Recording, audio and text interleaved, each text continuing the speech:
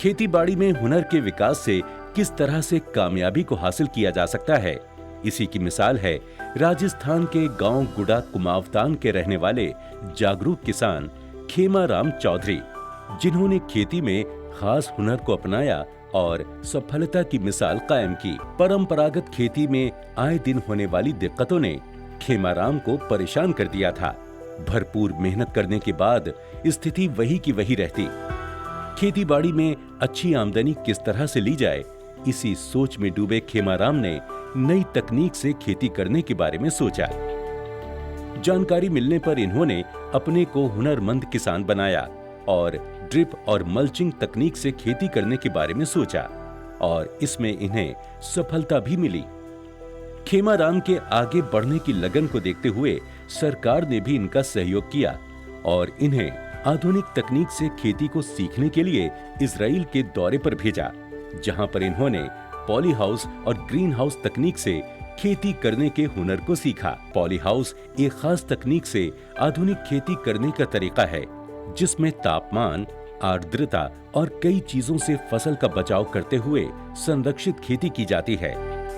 खेमाराम की मेहनत रंग लाई और पॉली हाउस में पैदावार अच्छी हुई।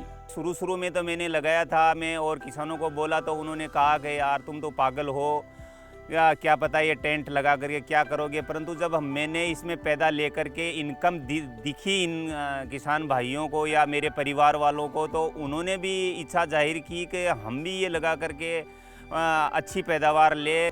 खेमाराम की सफलता को देखकर दूसरे किसान भी हुनर के विकास के लिए आगे आए और पॉली हाउस तकनीक से खेती करने का तरीका खेमाराम से सीखा और पॉली हाउस लगाए। पॉली हाउस में गुणवत्ता के साथ अच्छी पैदावार हुई तो किसानों की आमदनी भी बढ़ी और गांव में खुशियां आईं।